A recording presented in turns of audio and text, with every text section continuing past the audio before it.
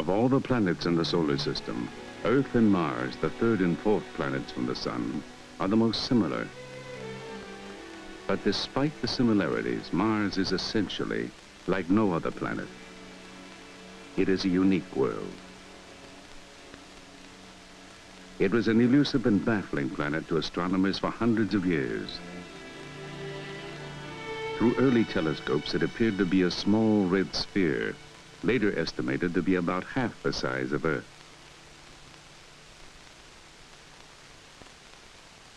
One of the earliest known representations of the planet, drawn in 1659, indicated markings on the surface, and by the movement of these dark patches across the disk, it was shown that Mars rotated on its axis in a period only a little longer than Earth's, about 24½ hours. It was observed, too, that the tilt of its axis, like the Earth's, exposes its polar regions alternately to the sunlight. Thus, each hemisphere has a summer and winter period. And since Mars orbits the Sun in 687 Earth days, one Martian year in each of its seasons is almost twice as long as Earth's. Later mappings of the planet displayed light and dark regions identified erroneously as continents and oceans. The land masses red as the sandstone districts on Earth, the water a greenish blue. In 1877, an Italian astronomer, Giovanni Schiaparelli, discovered what he called canali, or channels, resembling, he said, the finest threads of a spider's web drawn across the disk. In America, Percival Lowell founded an observatory to study these Martian features. Massive irrigation systems, he called them, designed to carry water from the melting ice caps to the major centers of a dying civilization. Science fiction writers populated the cities with terrible creatures of heroic size, with skills beyond Earthman's dreams.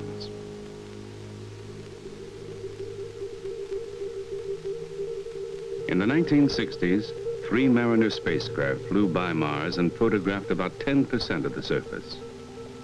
Gone were the canals, gone were the cities, gone the brilliant and sinister Martians. The photographs revealed a cratered landscape much like the moon, waterless and apparently hostile to life.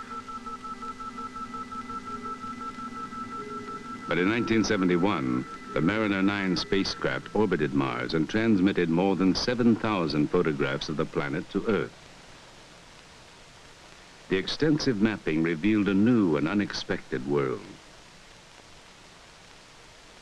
The southern hemisphere, seen by earlier spacecraft, flattened and gouged by the impact of meteorites. The northern hemisphere, a vast plain with few craters, and rising from the plain, a great dome called Tharsis, topped by giant volcanoes. The plateau that joins the two hemispheres is cut by a vast and deep canyon, and by channels with the characteristic patterns of stream beds on Earth. Some of the channels suggested that water may once have flowed on Mars, and thus life might have evolved and possibly adapted to Mars' changing conditions. And then in 1975, 2 Viking spacecraft were launched, each of which was programmed to land a robot on the Martian surface. One of its principal objectives was to test for the presence or absence of living organisms. A communication system linked the spacecraft to the Mission Control and Computing Center in Pasadena, California.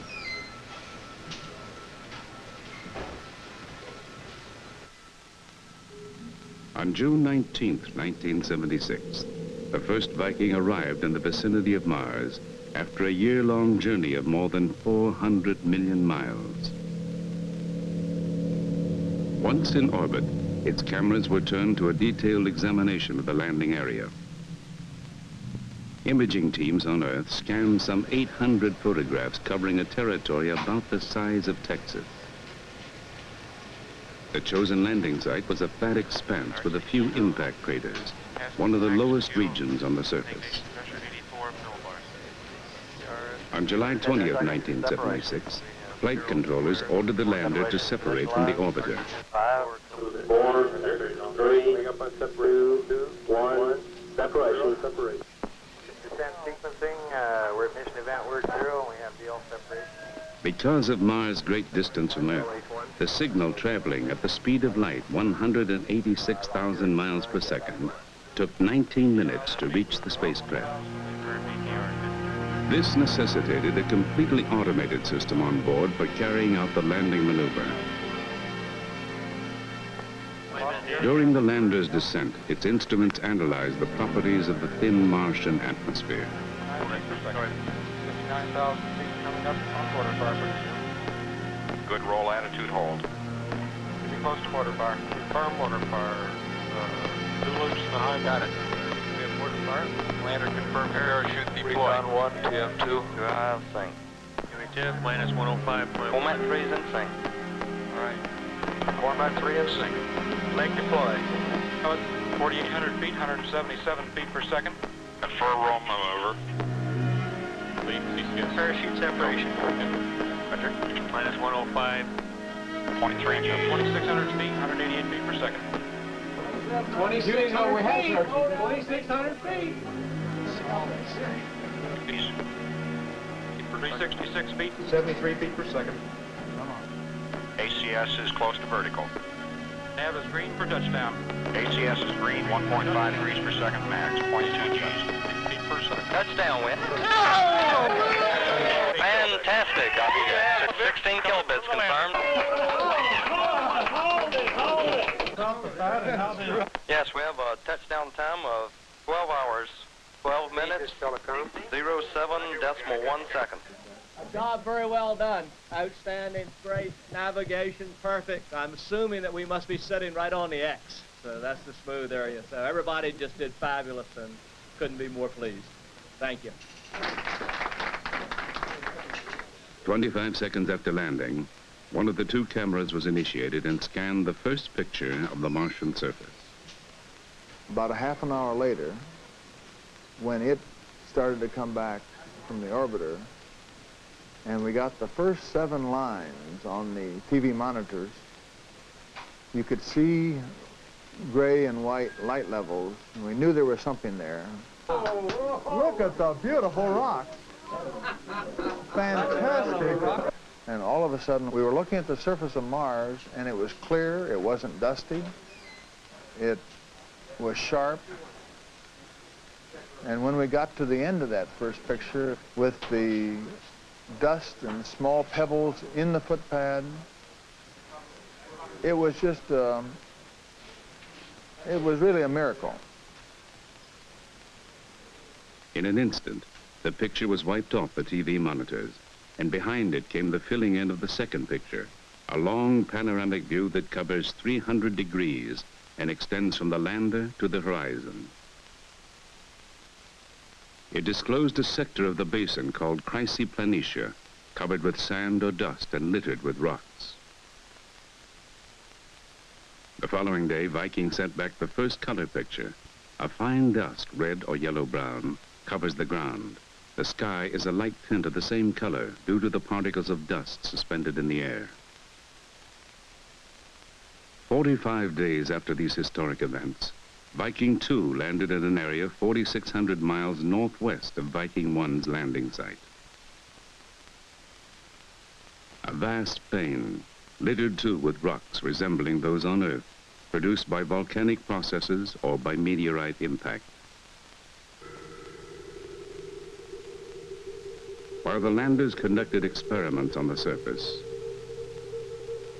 the orbiters swinging around the planet measured variations in moisture and temperature and took high-resolution photographs of the Martian terrain.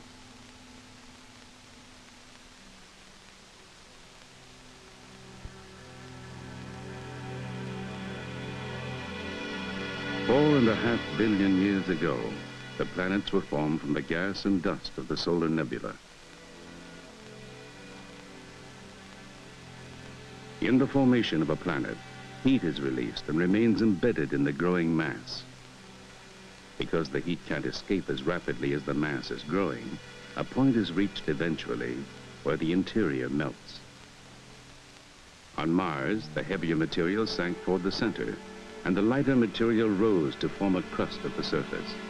And this crust contained ice and other condensates. A later stage may have occurred where molten rock intruded into the crust and melted the ice, causing a slurry of water and rock and dust to flow across the surface. Some observers believe that such a process may have been the cause of the major channels which we see on the surface of Mars today. But others believe that in Mars' first billion years, the atmosphere may have been warm and dense enough for rain to fall and for rivers to flow.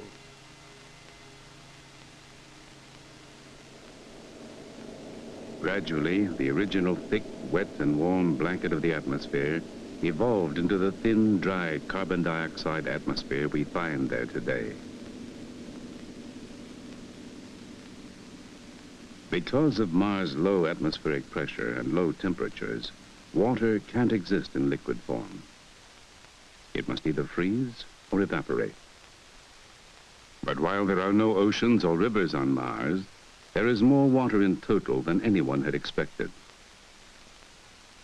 The residual polar cap in the north, which remains after the hottest part of the northern summer, is water ice mixed with dust. And the measurements of the seasonal behavior of water vapor over the planet suggest that there is a vast reservoir of ice beneath the surface, so that one can think of the residual polar cap as the tip of an iceberg protruding from a sea of rock. At lower latitudes, the water vapor condenses to form clouds that ride high in the atmosphere or swirl around the slopes of Martian volcanoes. And further south, in the canyons and valleys, there is frequently an ice haze seen to form and evaporate in the early hours of the morning as the sun warms the atmosphere. On Earth, the ocean's heat and moisture and the heat and air currents over land masses interact to produce complex weather patterns. On Mars, because of the absence of large bodies of water and of massive cloud covers, the weather doesn't vary much from day to day. Like a remote weather station on Earth, Viking's meteorology instrument measures Mars' atmospheric pressure, temperature, wind speed, and wind direction. Temperatures range from minus 122 degrees Fahrenheit just after dawn to minus 22 degrees in the mid-afternoon. Light winds from the east in the late afternoon change to light winds from the southwest after midnight. Maximum wind speed is 15 miles per hour. But in the early summer, the heating of dust particles in the air generates violent dust storms in the low regions of the planet. Driven by winds that reach 150 miles an hour, they may blanket the entire planet in a few days. In order to understand the geology and physics of wind-blown particles on Mars, we're conducting a series of experiments using this enormous space environment chamber here at NASA's Ames Research Center. We've placed an open circuit wind tunnel in this chamber, and we're able to operate at atmospheric surface pressures comparable to those on Mars. In this particular series of experiments, we have placed a crater model in the tunnel floor, and we want to determine the zones of erosion and deposition around the crater. In this particular case, we're going to let the wind blow across the crater and see what those zones of erosion and deposition are like. The light and dark streaks associated with craters are the most common features on the surface of Mars related to wind. The light streaks are deposits of fallout from the global dust storms. The dark streaks are regions from which a thin layer of light material has been removed, revealing a darker underlying surface. These streaks serve as wind markers. Their patterns define the wind flow.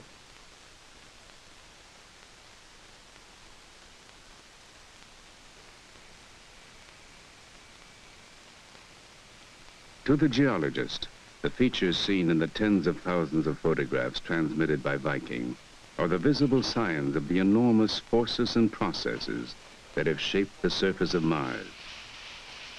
The excavation of large basins and craters by the impact of meteorites and asteroids. The raising of mountains by the action of volcanoes. The faulting and subsidence of the crust as the planet expanded. And the cutting of channels by water, or abrasive particles driven by winds over a period of tens of millions of years. The key to the age and sequence of these features is found in the number and condition of craters. Those areas with fewest craters are assumed to be the youngest. Here, a fresh crater overlies an ancient eroded one. Here, the rim of a crater is eroded by water or wind.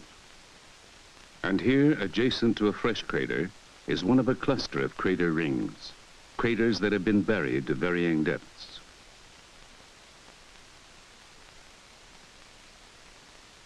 Over millions of years, the repeated flows of lava built the volcanic mountains of Mars.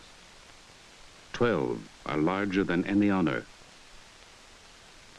The largest, Olympus Mons, rises 3 times higher than Mount Everest and is broad enough to cover the whole chain of volcanoes that form the Hawaiian Islands.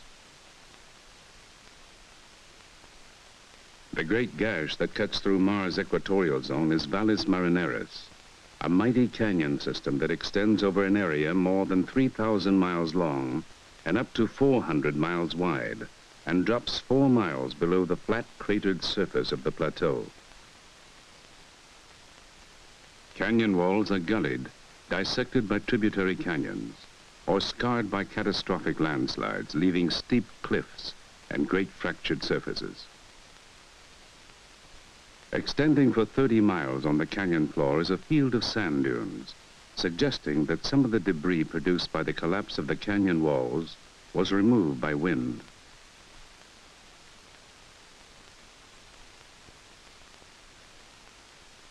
These ancient channels that resemble dry riverbeds on Earth could have been formed by primeval rainstorms. But the vast channel systems that start in areas of collapsed terrain, with broad streamlines extending hundreds of miles across the lowlands, and teardrop-shaped islands soaring to thousands of feet above the channel bed, testify to a process without any parallel on Earth. Viking also photographed the 2 cratered moons of Mars, Phobos, the inner moon, marked by striations which, on closer view, resolve into grooves several miles long,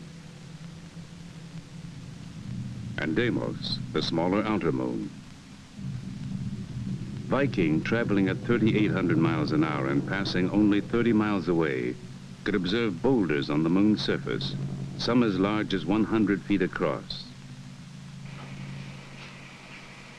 The geologic record of the planet suggests that Mars, like the Earth, has experienced periodic changes of climate. The best evidence of this is seen in the strange spiral patterns of Mars' polar regions. The dark bands are scarps or cliffs of bare ground within the North Polar ice cap. On each scarp are numerous small terraces eroded from layered rocks. This is a model of layered terrain, an area about 40 miles across. It is believed that the large scarps and the small terraces represent 2 different cycles of climatic change which occur simultaneously. Because of Mars' oscillation in its orbit about the sun, the polar regions are alternately warm and cold, for periods of tens of thousands to millions of years. During the cold period, mixtures of dust and ice were deposited in a series of near horizontal layers, obscuring the underlying topography. Then a period of warmer climate followed, and erosion set in, cutting deep valleys into the icy mass of the polar caps. After the erosion cycle, new layers were laid down, and another episode of erosion followed. This oblique truncating of one set of terraces by another indicates that the climate turns on and off, the first geological evidence for cyclical climatic change on a planet other than the Earth. The speculations about changes in the atmosphere and climate were closely related to the notion that life in some form might exist on Mars. On Earth, life developed several billion years ago, at a time when the overall properties of Mars and the Earth were very similar. Now, over the ensuing billions of years, Mars and the Earth evolved separately. However, Mars today still has chemicals on its surface, an atmosphere, temperatures and pressures within which we believe life can exist. The Viking lander was equipped with 3 life detection experiments designed to test for chemical changes caused by life processes that are familiar to us on Earth. On Earth, all living organisms interact with the environment through a process called metabolism. Animals, for example, take oxygen from the environment and use it to combust food, thereby obtaining energy. At the same time, they release carbon dioxide and other waste products into the environment. Green plants and some microorganisms do the reverse in the process of photosynthesis. They remove carbon dioxide from the environment, and using sunlight as the energy source, they convert the carbon dioxide into organic matter and release oxygen into the environment. If the experiments on Mars indicated that similar processes were occurring, then we would presume the possible existence of organisms on that planet. Well, our results on Mars in certain experiments gave us data that seemed to mimic the metabolism of living organisms. However, careful analysis of that data indicates that it is probably the result of chemical rather than biological processes. On Earth, all biological systems are based on organic chemistry, and it was believed that life on Mars would also be based on organic compounds. The notion was strengthened when experiments on Earth demonstrated that organic materials can be formed under simulated Martian conditions. We used finely powdered minerals like those expected on the Martian surface. Then we added traces of water vapor and radioactive carbon monoxide at low pressure. To simulate Martian sunlight, we irradiated the mixture with light from a xenon arc lamp. When we heated the sample and captured the gases that were formed, our radiation counter showed that the carbon monoxide and water had been converted to organic compounds. But Viking's instruments failed to detect organic compounds of any kind. That fact, in the opinion of some observers, has increased the odds against the existence of living organisms on Mars.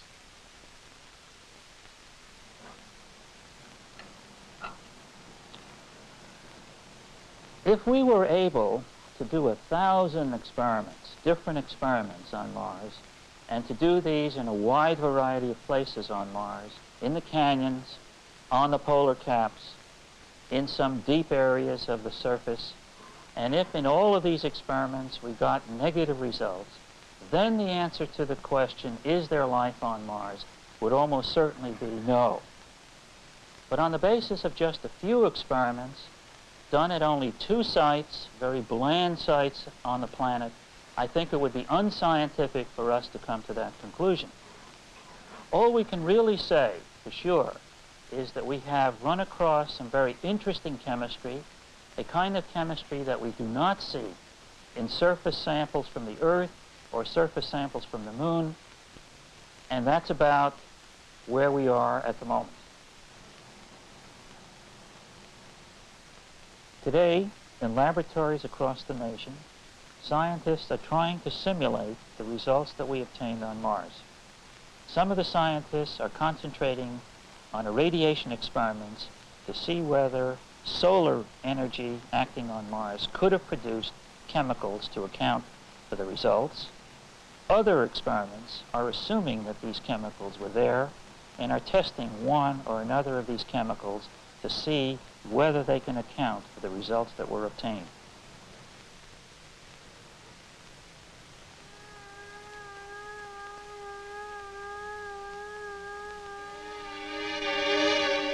The question of life on Mars is only one of the inexhaustible number of questions for which we continue to seek answers in space. Questions about the origin and evolution of the solar system, of our own planet, and our own species.